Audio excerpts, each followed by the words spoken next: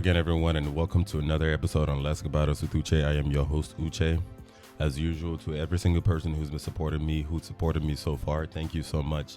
Truly, I cannot show enough gratitude. Every single one of you, no matter how small, no matter how big, everyone who's been subscribing, sharing, posting, commenting, reviewing, thank you so much. Thank you. I really do appreciate it. And of course, if you're new to my channel, please make sure to download, subscribe, share with your friends and family. If you're new to my YouTube channel, also make sure to subscribe. And don't forget to hit that bell notification so anytime I upload a video, you'll be the very first to be notified. The point of this episode is basically to go have like a quick rundown of 2020, of everything that has happened in 2020, but specifically in my life. As we all know, 2020 has been a year of challenge. A lot of shit has happened. You know, we got the pandemic going on. I know the pandemic started in 2019 from Wuhan, China, and somehow it just spread all across the planet, you know, and everybody is just feeling some type of impact, you know, be it physically, health-wise, or even financially, you know, economically or whatnot. I know for sure in America had and probably still has the highest fatalities and highest infection rate in the world, you know, so it's a hot mess. A lot of people are literally dropping dead left and right. A lot of people are losing their jobs, losing their source of livelihood, and their lives are permanently changed forever, you know. And to every single person who has been affected by this virus, directly or indirectly, I feel empathy for you, and I pray that you find some type of reparation and healing from this all. Like I said, it's been a really hot mess all throughout the world, and it's hitting everybody hard. This year has been it's been a roller coaster for me, and like I said, everybody has felt the sting of 2020. Every single one of us, no matter how big, no matter how little. I have been on the benefiting side, though. I have been on the privileged side. My life has not been completely turned upside down. If anything, there's a lot of things that I'm really quite grateful for. While people were going through a lot, I mean, I was going through my own shit too, but realistically, compared to what a lot of people are going through out there, mine cannot compare. So I have a lot of gratitude in my heart of how 2020 turned out. You know, I lost a few things, but to be honest, again, compared to what everybody else has lost, it's really nothing. So my 2020 experience has been relatively and fairly positive, and I genuinely do appreciate that. And I feel like I was able to overcome the trials and tribulations of 2020 because of some of the people that were around me, some of the people that inspired me, motivated me, and were there for me through thick and thin.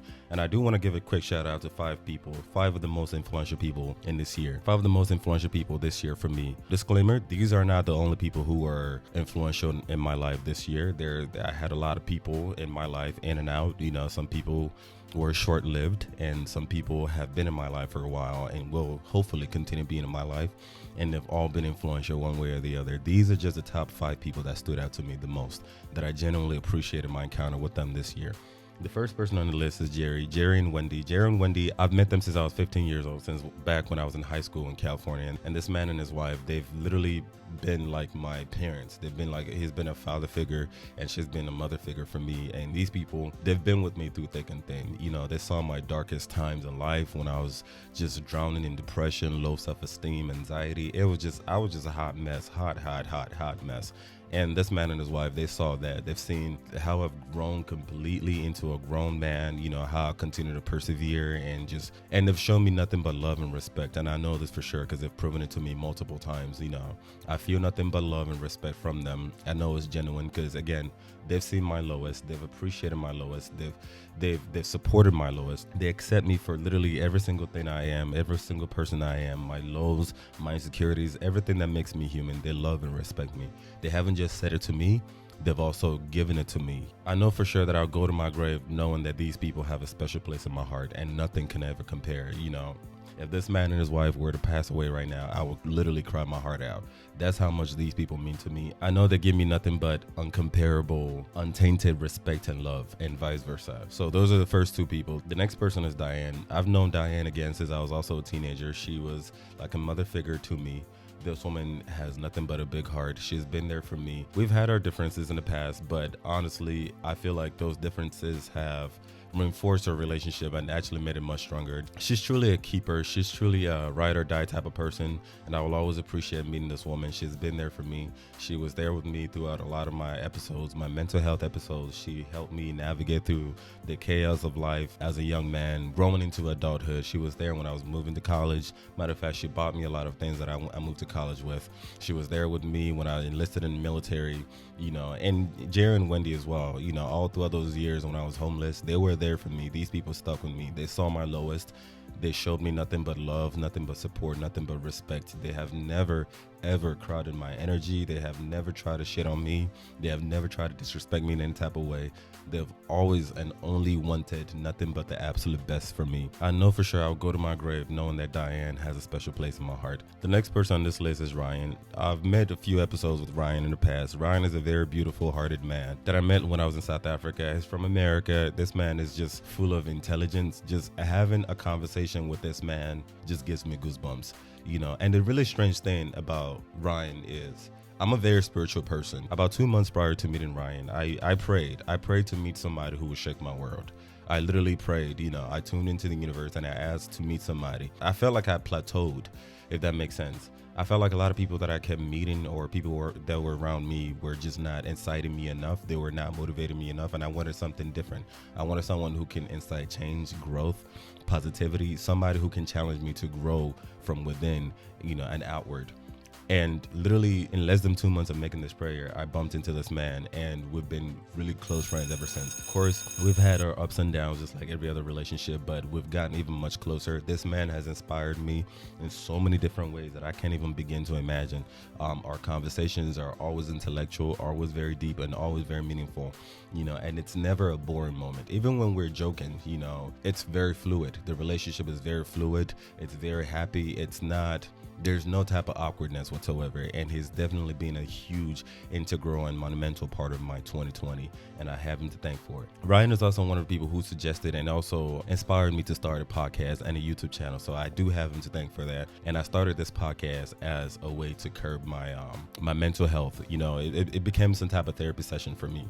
So I do appreciate Ryan. And the last person on this list is Chris. I've known Chris for a little over or under a year. He's one of my good friends from the Caribbean. One of the things I like about Chris is his maturity. His level of maturity is just impeccable. He strikes me as a very genuine person, a person who's been through a lot and has gotten to the point of his life where he recognizes a lot of the issues in his life and he's willing to make changes, or at least he acknowledges them. When I'm with Chris, the conversation is very fluid, is very honest, is very heartfelt. It's like heart to heart.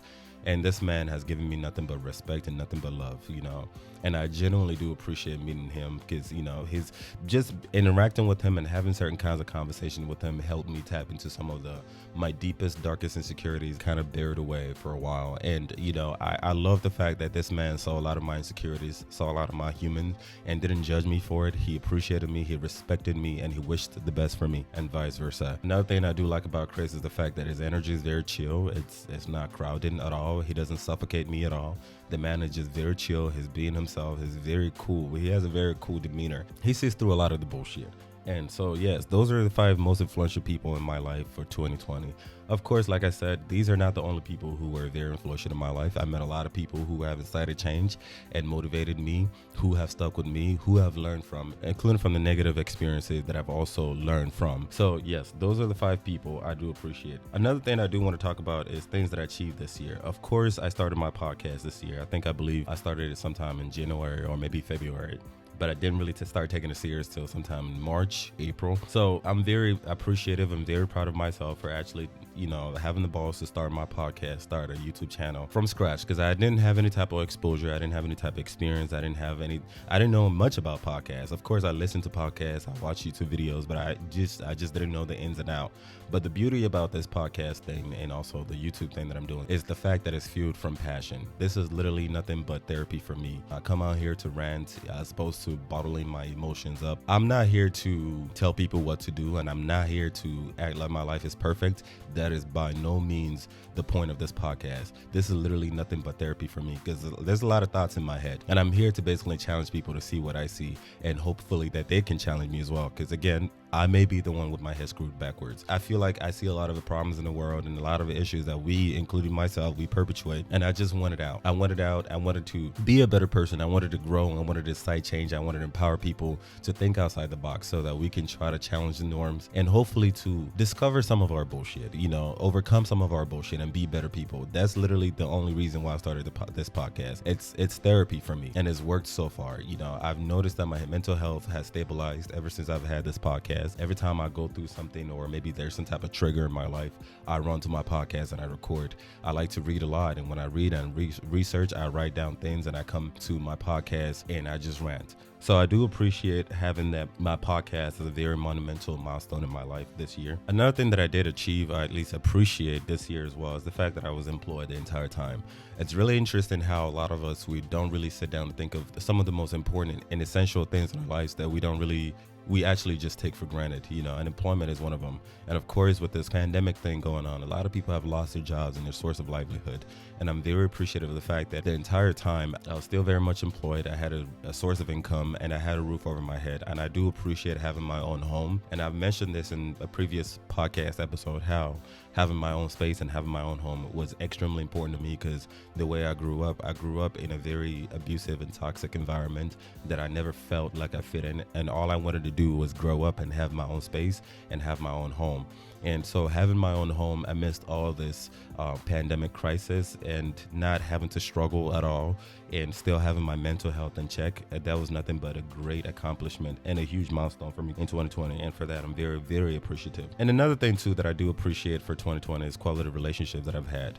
It wasn't really a lot, but then a lot of those quality relationships were relationships that I've had prior to 2020 that kind of pushed into 2020. I do appreciate every single one of the people that I encountered in my life in 2020, some of which I don't even remember their names, some of which I don't remember their names, I don't remember their faces. Amongst all the people that I encountered this year, a lot of them have definitely taught me a lot, and again, those 5 people that I mentioned are some of the people that are on my top list. So I do genuinely appreciate those quality relationships, people who incite change in me, people who see my vulnerability, who see my insecurities, and they don't judge me. They genuinely do appreciate me and they wish me the best, all the same while maneuvering and trying to be the best versions of themselves. And I'm also there, and also knowing that I am there to support them, because it's an honor having somebody who looks up to me, who thinks I am capable of inciting change and growth. At the end of the day, it's a two-way street. So yes, I do appreciate those quality relationships. 3 things that I learned this year, at least 3 things that I took away from this year, is number 1, accountability. I learned the very importance of accountability, the extreme importance of accountability. I believe that a lot of what's wrong with the world can be at least reduced, if not completely eradicated, if we were to start holding people accountable. I think if we were to hold people accountable, including ourselves, as to how we continuously, knowingly or even unknowingly perpetuate our own issues in life, the world could be a much better place. And I've made a few episodes on how it's extremely important to hold people accountable, because failure to hold somebody accountable is you co-signing their bullshit. When somebody says something that doesn't sit well with your spirit, when somebody does something that doesn't sit well with your spirit, you hold them accountable. You check them right there and then, and vice versa. You hold yourself accountable. Both of you learn how to hold each other accountable in a very respectful and a very calm way. You turn into an adult discussion. Accountability will always seem like an attack when somebody is not in the headspace to grow, where they don't want to grow, they don't want to be held accountable. And again, there's no reason for you to maintain a struggle relationship, and you don't want to surround yourself with anybody who does not see the importance of accountability and taking the responsibility for growth. So yes, accountability is something that I definitely took away very, very importantly in this year. Hold people accountable and hold yourself accountable. Another thing that I took away from this year is perspectives. I think one of the issues that we have in this world is the lack of ability to look at things from a totally different perspective. A lot of times this monochromatic perspective is as a result of egocentrism. We like to look at things from one particular perspective, the perspective that suits us well, the perspective that seems most familiar with us. And I think it's extremely important that people start thinking outside the box and looking at things from a totally different perspective. And this is why I think it's important that you have people who are very intelligent and strong-willed and assertive around you, so that they can challenge you to see things from a totally different perspective. Because at the end of the day, you could be the one with their ass backward. You could be the one who is blind, you could be wrong, or you could be right. But perhaps that's just one element of right, one perspective of right. There could be more than one, aspects of right, So I honestly, I appreciate the fact that I was able to learn the importance of perspective, looking at things from a totally different perspective. And when all things fail, one thing that I do incorporate is neutrality. I like to look at things from a very neutral perspective. When something is presented to me, even at work, in my social life, whatever it is, I try to look at it from a very neutral perspective. This kind of kills off my bias and my insecurities, so I can look at it from a very intelligent, very pragmatic, very logical point of view, so I can offer a more proactive solution as opposed to a reactive one. So perspective is extremely important, and I believe that both accountability and perspectives, in order for you as a person to pull it off, you have to have strong people, strong intelligent people around you at all times, people who can hold you accountable with love, and you can hold accountable with love. And you also have to have people who can show you their different perspectives from yourself with love in a very mature fashion, without seeming like an attack, without making it seem like a big deal, so to speak. Having strong people around you in your circle who can hold you accountable and you can hold accountable, and who can challenge you to see things from a totally different perspective, and you challenge them to see things from a totally different perspective, because that's how you grow. And the final thing that I took away in 2020 is quality relationships. Quality relationships, I've been known, the importance of quality relationship, but I'm still trying to maneuver and understand the dynamics of quality relationships. But I've talked about that in a few of my other episodes, like loneliness and family and things like that, how a lot of people have struggle relationships. There's a lot of struggle relationships, you know what I'm saying? And we all have somebody in our lives where we have struggle relationships with them. That this shit is not that deep, and they know that this shit is not that deep, or maybe they don't even know that it's not that deep, but they're so deluded in their head and they think that this is deep. But it's very important to maintain quality relationships. And to me, quality is somebody who genuinely has your best interests at heart, somebody who really genuinely wants you to grow, and while they too are maneuvering to grow. Not the bullshit ass people who go on social media and post pictures and videos of them being happy, you know what I'm saying? Those fake ass people. That does not prove that you're happy, child. If you have to go on social media and post pictures and videos of you being happy, child, everybody know you full of shit, you know what I'm saying? You, like, seriously, you don't have to tell people that you're happy. You don't have to constantly post videos of you being happy. People like myself, we see through the bullshit. But outside of that, quality relationship to me are people who actually do want change. They see that they're messed up. They see that they have a lot of toxicity, they have a lot of brokenness that cannot necessarily be blamed on them. Perhaps something that they got from their parents, perhaps something that they got from horrible relationships, perhaps from societal pressure, and they're willing to grow, and they truly bring quality. They really want to grow. They really want to be a better person, and they're actually being about it. Like, these people are actually applying themselves, going to therapy, reading books, podcasts, just having intellectual conversations that actually do incite change and growth. Those are the people that I give my energy to, and those are the people I will always ride for. And every one of those people that I mentioned on this list have been like that. Some of these people have suggested books, articles to read, have given me lifelong lessons. I remember when I was in California a few months ago, I was taking notes as to some of the things that I need to work on, and it was nothing but love, So yes, quality relationships. I feel like a lot of people don't have this enough. A lot of times when you see people hanging out, and quality relationships to me is something that you can maintain without alcohol, without weed, without anything. You don't have to have a third person or a third party in order for you to have a chill, genuine relationship and conversation with people who genuinely incite confidence, incite change, incite you to be the best version of yourself. So quality relationship. And like I said, I'm genuinely appreciative of the fact that I have some quality people in my life. 5 of those people among other groups of people. And I feel like I'm going to be elaborating more on this in other episodes. I know I've talked about the importance of quality relationships before, but I feel like I'm going to keep talking about it until people kind of understand the true importance of quality relationships, because there's too much struggle relationships. There's too much fake ass, awkward ass energies out there. And I'm going to be breaking it down in subsequent episodes. Something else that I do want to slide in there is boundaries, the importance of setting boundaries. This is something that a lot of people like myself are going to keep dealing with. As you're growing as a person, at least making the conscious decision and conscious effort to be a better person, to be more holistic, to grow. Because again, all of us, every single one of us, we can use some healing, okay? Because the trash is full. It's a hot, flaming freaking mess. For some of us who have made the conscious decision and have put our backs against the wall to try to grow, it's important to have boundaries. But unfortunately, with these boundaries, you're going to have people who think that they are above your boundaries. You know, these people can be family members, it could be loved ones, it could be friends, it could be acquaintances, it could be just some random people. And a few months ago when I was in New York, I met this young lady who basically explained that to me. You know, these people can be men, they could be women, people who think that they are above your rules. They are above whatever it is that you got going on. They overlook it. They think you're full of shit. They don't respect you. They want to come into your life and act like they run it. They want to run their mouth and say whatever and do whatever comes into their heads. You need to learn to set boundaries. And I know this for sure because it's something that I struggle with for such a long time. Growing up in a really horrible family, having low self-esteem, I didn't have the assertiveness to set boundaries, you know. So for a while, it was everything goes. I let a lot of people come into my life and say whatever they wanted and do whatever they wanted and, you know, however, whatever. And that was the case. And it was really eating me up, you know, but I've gotten to the point in my life where I realized like, yo, this is my life and I'm going to take charge of it. So when you're going through a path of growth, a path of being a better person, it's extremely important that you set boundaries. You watch people around you because, again, the end goal is growth. And in order for you to get there, you need to surround yourself with quality people, quality interactions, quality relationships, quality vibe, quality bondings. And you're going to have a bunch of raggedy ass people come into your life. People who want to take more than they give, you know. Again, there's a lot of people who don't contribute to your life at all.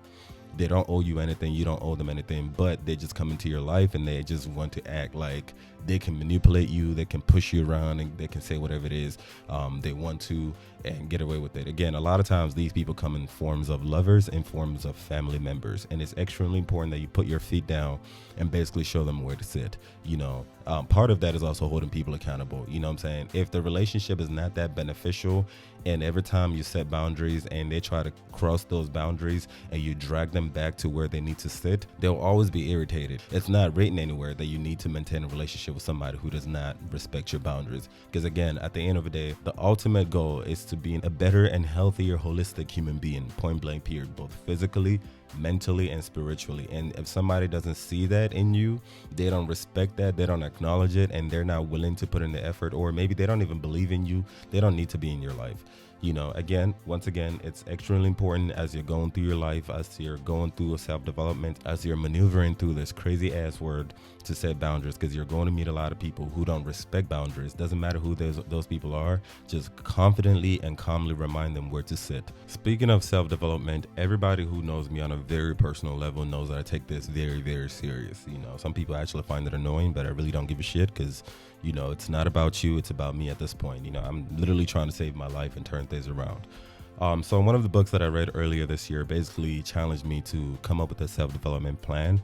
I've shown it to a few of my close friends and they too have been inspired. So basically it is some type of portfolio that I put together, areas of my life that I need to work on, you know, areas such as physical, mental, spiritual, professional, financial, family, friendship, dating that I need to work on. I put down some of the things that are very important to me when it comes to dating compatibility, you know, some of the categories that work for me. I also put together social qualities, you know, qualities that I have, qualities that I need but don't have, and qualities that I have that gotta go.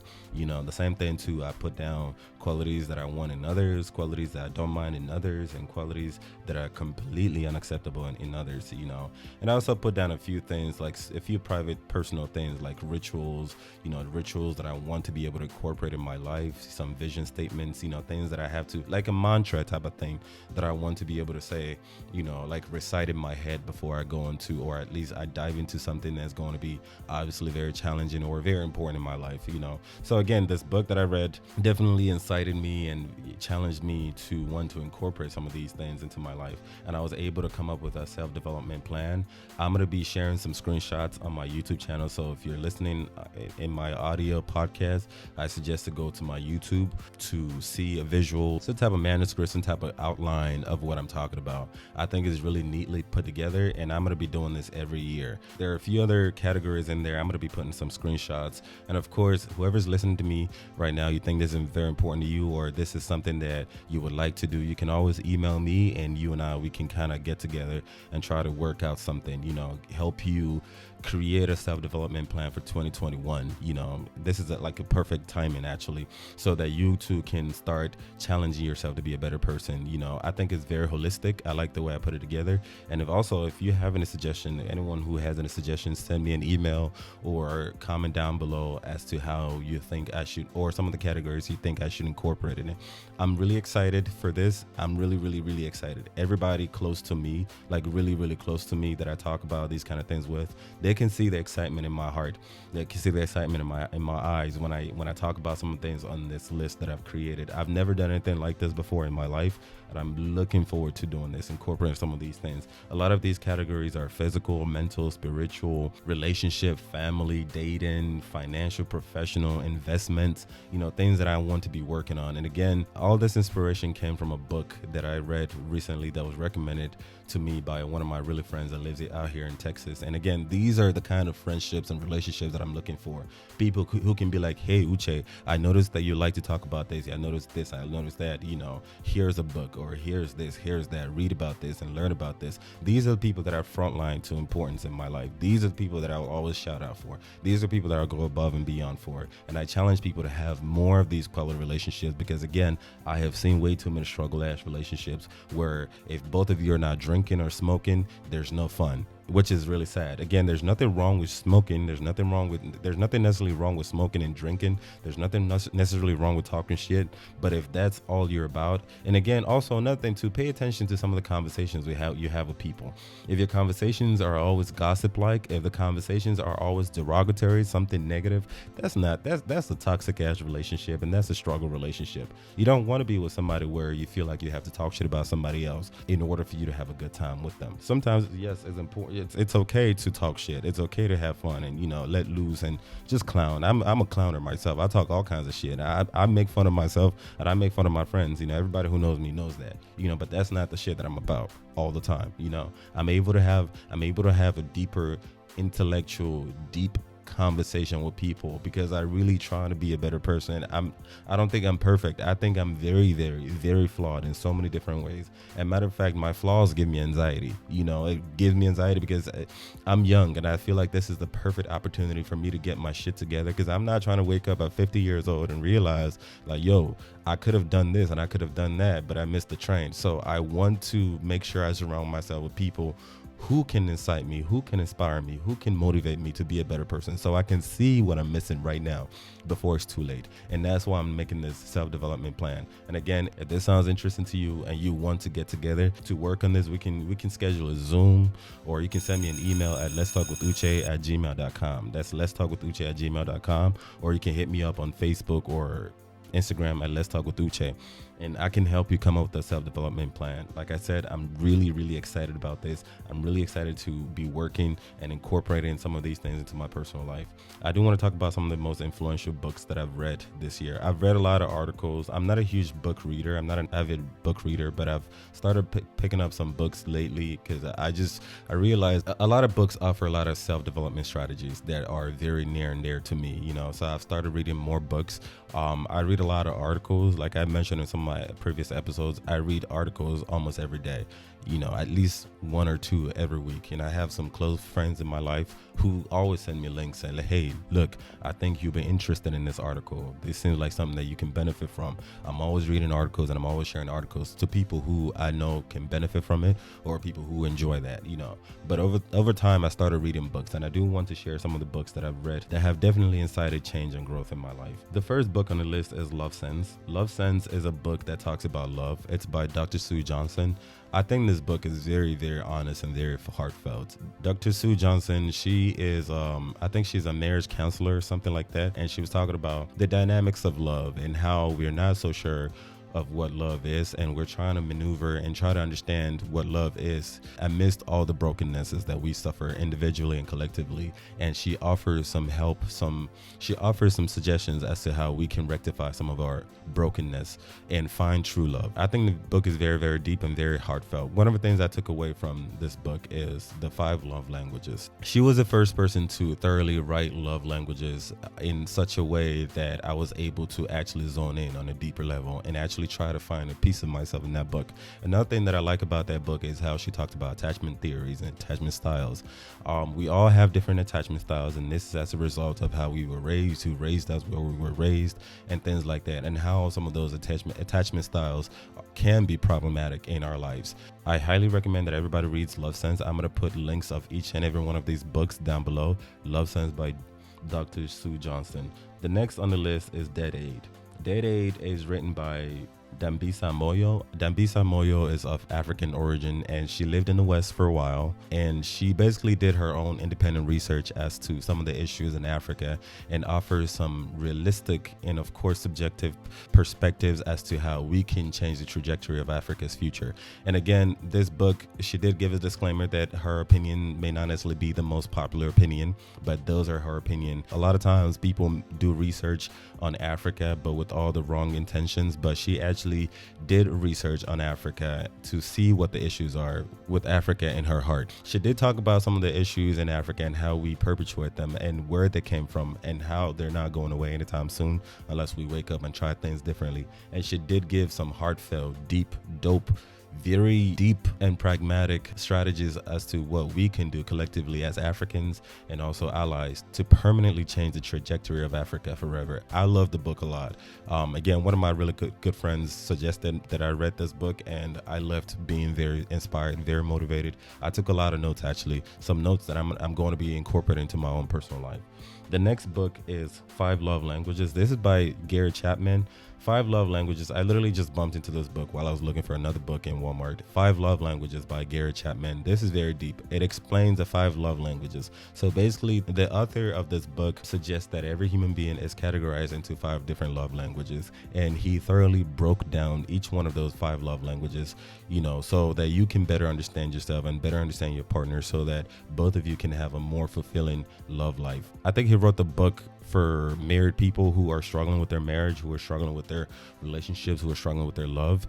However, I think single people can also benefit from this. I'm currently single right now, and I definitely took notes. I was able to tap into some of my own love languages. My love language is quality time, and the book explains why and how people develop their love languages and how they can learn the love language of their spouse, again, to maintain a healthy quality relationship. I recommend for everybody to read this book, especially in today's day and age where everybody wants love and affection, and there's just a lot of struggle connections going on, okay? Because I peeped that shit. There's a lot of struggle relationships, a lot of people breaking up left and right, a lot of people divorcing left and right. If you think your marriage or your relationship is in shambles, I highly recommend that you invest your energy in this book.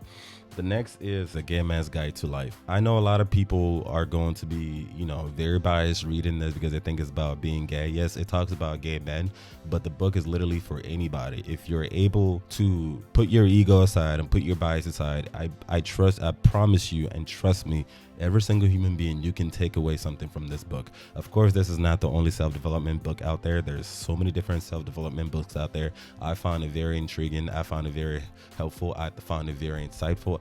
I find it very informative. I took a lot of notes. One of the things that I like about the book is how he talked about things that make up a person's downfall, so to speak. The first thing is generational trauma. Generational trauma that you got from both of your parents, your mother and your father, whatever it is that was passed down to them by their ancestors. And then the second thing is how your parents raised you, whether they raised you right or didn't raise you right.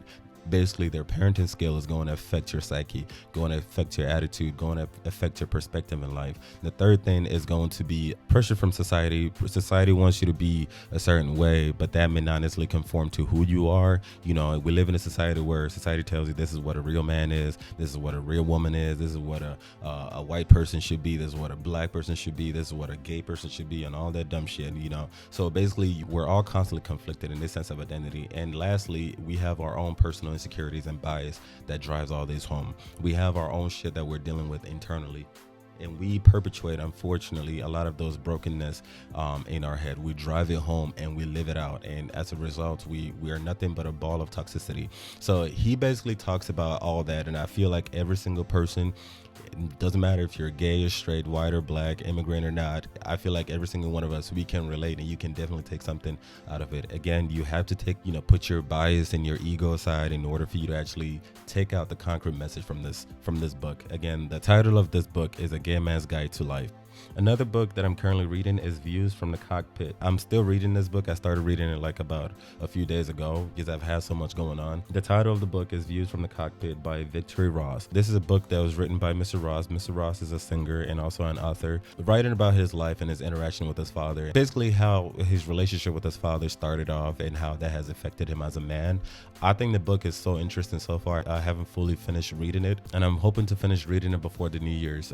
It's a very heartfelt book. It brought back a lot of memories in my own personal life, my relationship with my own parents, and how that has affected me as a human being. You know, it's definitely a trigger for a lot of emotions, and I'm really looking forward to finishing it and also giving a quick review. Like I said, so far it's a very heartfelt book, and I can feel the honesty and the hard work that this man has put in.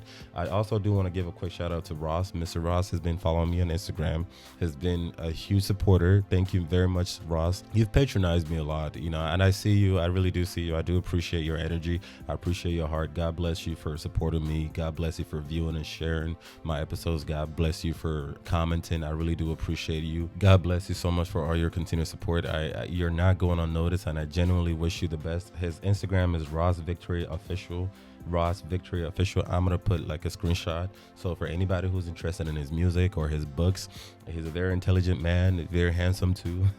Thank you very much. So please go ahead and follow him. He's shown me nothing but love and support. Thank you very much, brother. I really do appreciate you. I also do want to talk about some podcasts and YouTube channels that I've been following religiously. Some of these people I've been following for years. Some of these people have been nothing but my coach. They've been my coach, my life coaches, my mentors. I have been inspired. These people have inspired life out of me, y'all. Pushed me without even realizing. I know they don't know I exist, but I always tune into these people, and they always have something beneficial, something deep and meaningful for me. These people are literally the parents I never had, the siblings I never had, the best friends I never had. First person is Lovely T TV. I think her Instagram is Lovely T 2002. This woman is of Nigerian descent. She lives in Minnesota. She's very strong. She's very strong-willed. She's very intelligent. She's very intuitive. She's very logical. She sees through the bullshit. One of the things I like about Lovely T is that she drags everybody. If you act a fool, she'll drag you. Doesn't matter if you're black, doesn't matter if you're white, doesn't matter if you're a man, if you're a woman. And the reason why I say it is because a lot of women, I notice a lot of women are more lenient when a lot of other women act a fool. She doesn't care about that. Or a black person is more lenient when another black person acts a fool. She drags everybody. She calls you out for your foolishness, you know, and she calls out the bullshit that we collectively as the black community perpetuate without even realizing or even deliberately. That's one thing I do like about Lovely T. She is a realist, and she definitely has my utmost respect. I've been watching this lady for a long time, since I was in the military and even before, you know, since I was in college. She's definitely given me so much that even my parents were not able to give me. So yes, Lovely T, I'm gonna put like a screenshot of her YouTube channel and her Instagram page for anybody who's interested. Lovely T TV. The next person is Adeola Fayohan. Adeola Fayohan is a Nigerian American journalist. I think she lives here in America.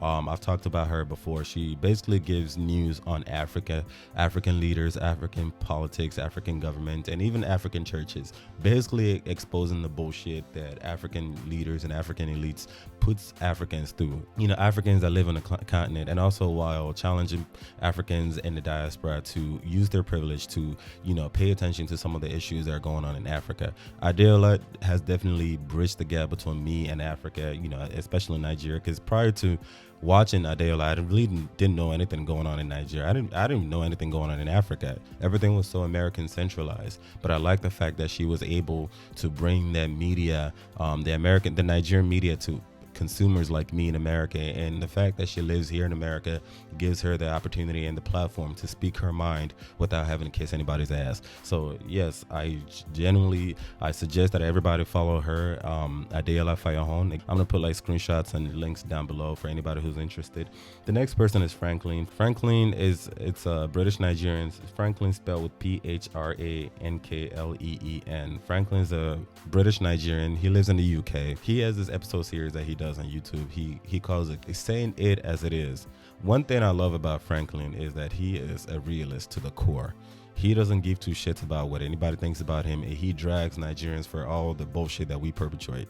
You know, he calls out the ignorance that Nigerians perpetuate. He calls out the malarkey, and he challenges people to see through the bullshit, because we perpetuate our own problems, you know, be it through religion, as a result of religion, or conforming to tradition, or whatever it is. But he basically forces people to see through their own shit. I love Franklin so much. Like, I don't even know where I would be without this man. Him and I, we have very similar mentality, you know, and it would be an honor to meet up with him someday when I'm in the UK, or even make an episode with him someday, because he speaks the truth and he speaks to my heart. I genuinely do appreciate his energy, his passion, and his resilience, because, you know, people be trying to drag that man, but he don't give two shits. He tells them to kick rocks, you know what I'm saying? But I like him. He's a realist, and like I said, I hope to meet up with him someday and even record something with him. And if I do, of course, I'm gonna post it here. And the last person here is Queen Chioma. Queen Chioma is of Nigerian descent.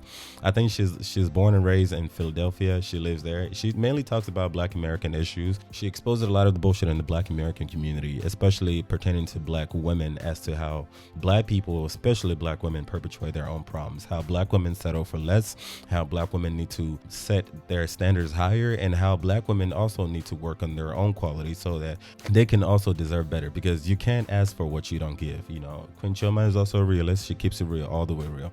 One thing that I do like about Queen Chioma is the fact that she admits that she doesn't know it all.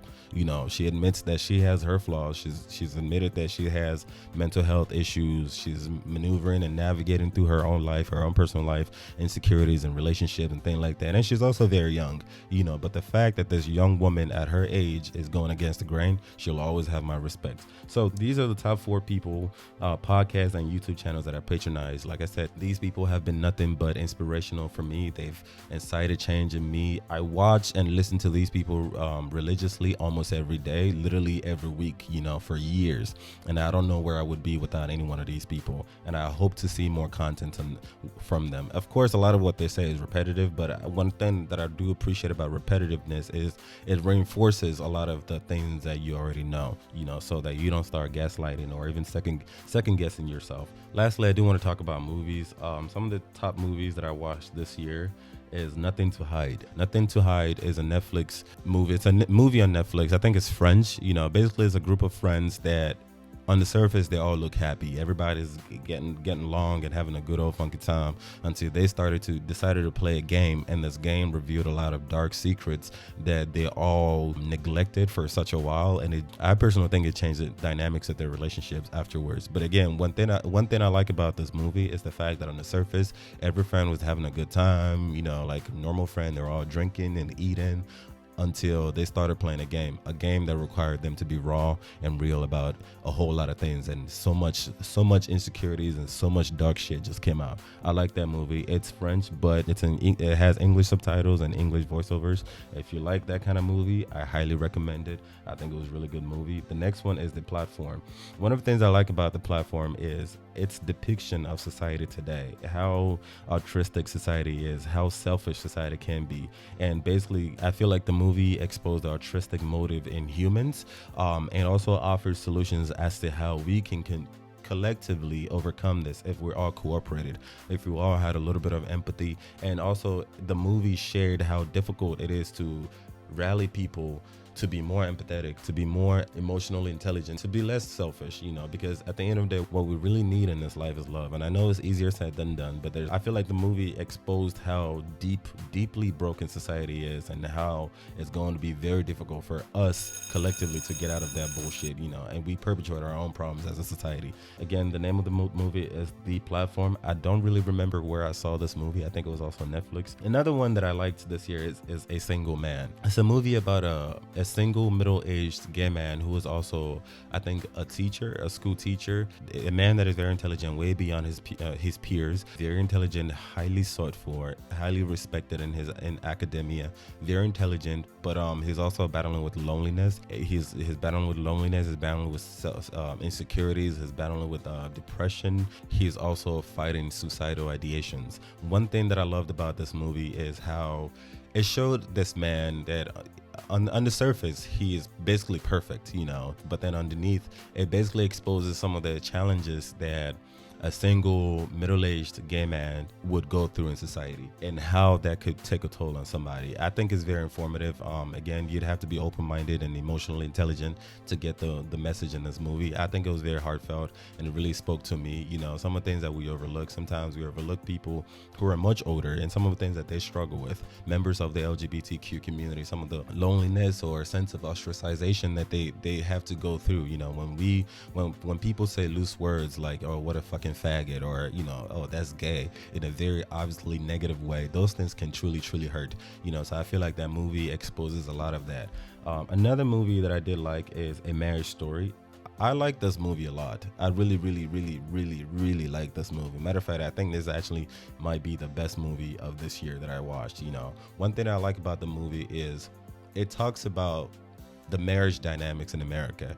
Of course, not every marriage ends like this, you know, but it's a marriage that started with love, you know, and a child is being born out of it. And unfortunately, the love came at a halt, and now there's divorce looming in the air, you know, and it basically talks about how this divorce takes a toll on both partners, you know, both parties, both the man and the woman, especially the man, and also the kids as well, you know. So again, the movie is about an American marriage, you know, that started great, but then ended up in divorce.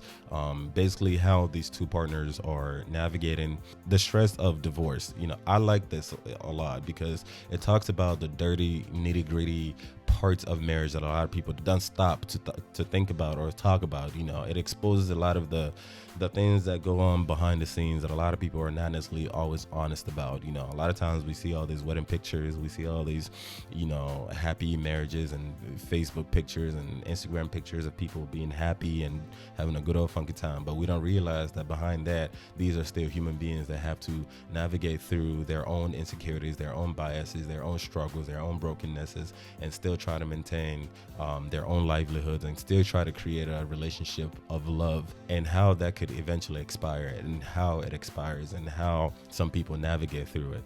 And of course, it's not a movie. This is a TV show. This is a TV show. It's titled Schitts Creek. Schitts Creek is just comedy.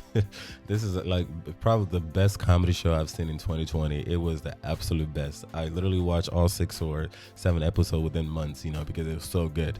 I highly recommend that everybody watch it. It just, I don't want to spoil it, but I promise you on Netflix, go on Netflix or whatever platform you can find it, watch that show. It is hilarious. It is just hilarious. That show just basically saved my life this year. This episode is a little too long. It's a little longer than I expected, but this is the end of today's episode. I think I've been able to wrap up 2020 in 1 hour.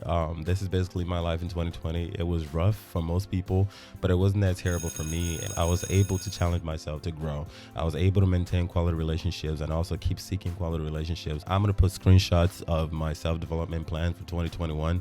And if you're interested in it, if it's something that sounds very attractive to you, please reach out to me at Instagram or Facebook at LetsTalkAboutUsWithUche, or you can send me an email at LetsTalkAboutUsWithUche@gmail.com, and I can work with you. We can schedule a Zoom or whatever it is. So yes, if you're interested in, you know, coming up, if you've been inspired with my list and you want to create your own list, or you want a second opinion or whatever it is, you can hit me up. Not a problem. Again, thank you very much for everybody who's been supporting me. If you have any recommendations, suggestions, please comment down below. Share your thoughts and opinions, and also if you feel the need to challenge me, go ahead, please send me an email at LetsTalkAboutUsWithUche@gmail.com. Like I said, my social media handles are Let's Talk with Uche. My website is www.letstalkaboutus.org. Thank you very much for your continued support, and I will see you guys in 2021. Bye-bye.